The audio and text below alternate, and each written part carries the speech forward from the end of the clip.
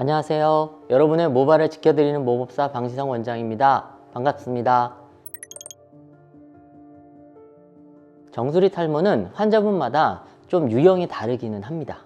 예를 들어서 M자로 시작돼서 정수리까지 연결되는 분이 있고요. 가마 있는 곳에서 시작돼서 앞쪽으로 밀려오는 분도 있고요. 산발적으로 밀도가 떨어지는 분도 있고요. 패턴은 여러 가지예요. 근데 일단 환자분이 샴푸를 하거나 샤워를 하고 나서 한쪽에 머리가 조금 없어지는 느낌, 아니면 머리가 푹 가라앉는 느낌을 느끼시게 되는 게 시작이고요. 대부분은 빠지는 것보다 얇아지는 게 먼저예요.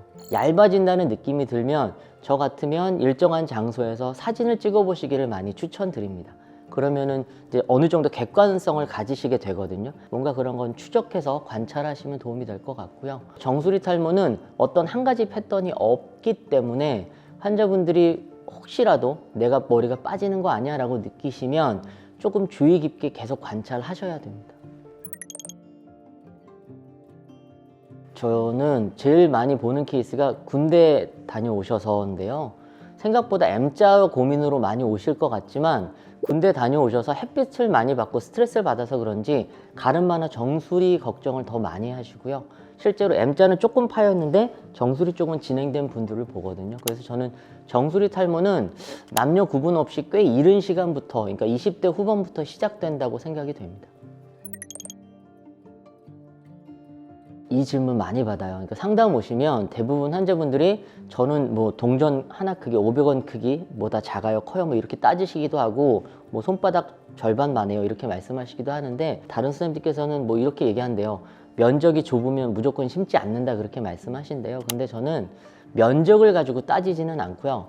환자가 받는 스트레스 정도와 이게 수술해서 좋아질 수 있는 상태냐 를 기준에서 많이 봅니다. 무슨 얘기냐면 대부분의 선생님들이 정수리는 수술이 좀 어렵다고 생각을 하고 했을 때 효과가 떨어진다고 보기 때문에 수술보다는 약물 치료나 다른 식의 어떤 경과 관찰을 많이 하려고 하고, 그 문제로 환자분들은 되게 힘든 상황을 겪게 돼요. 병원을 찾아갔는데 해결책은 없고 기다려보자는 얘기만 하니까 사실 되게 답답한 상황이 벌어지거든요. 그래서 환자분들이 이 문제를 얼마큼 좀 시급하게 느끼는지, 그리고 이 문제가 진짜 내가 보기에도 좀 많이 노출되는 부위인지 이런 걸 따져서 양이 적어도 면적이 작아도 필요하다면 저는 모발 이식을 권유하는 편입니다.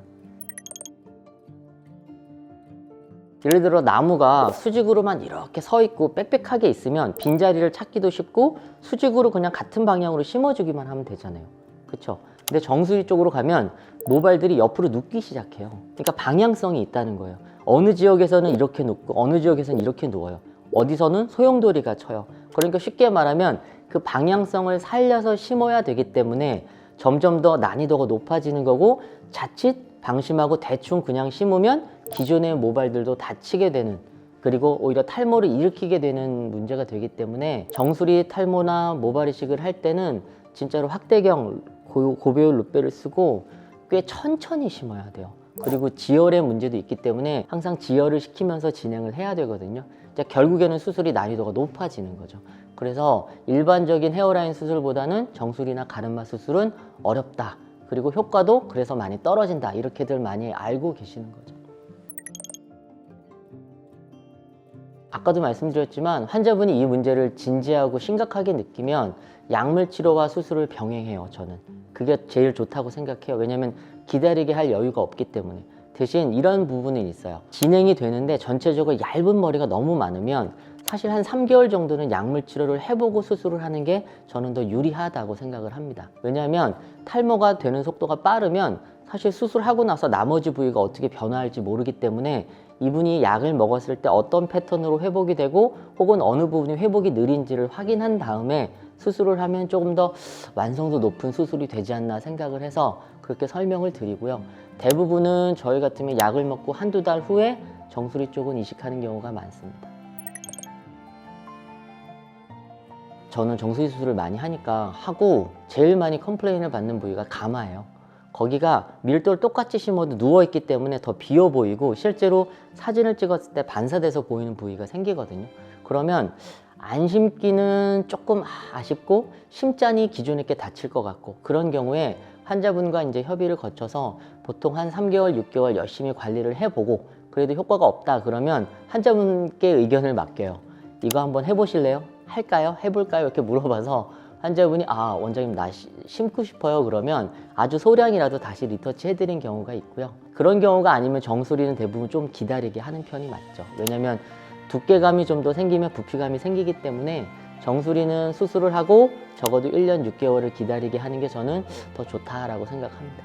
정수리 탈모 고민이 많으실 거고요. 좀 놀라셨을 수도 있어요. 이게 내가 이런 일이 벌어지다니, 이런 좀 약간 쇼킹한 사건을 받아들이시거든요. 특히나 모르고 있다가 주변에서 얘기해주고 깨달으신 경우는 더 심각하게 느끼시거든요. 정수리 탈모 약물 치료도 있고 관리도 있고 수술도 있습니다. 많은 방법이 있고요. 그 중에서 수술이 제일 좋은 방법인데 수술도 요즘은 많이 발전했기 때문에 예전처럼 효과가 없거나 아니면 수술을 못하거나 하는 케이스는 없다라고 생각하시면 됩니다. 정수리 탈모는 해결할 수 있고요. 수술해서 좋아질 수 있고요.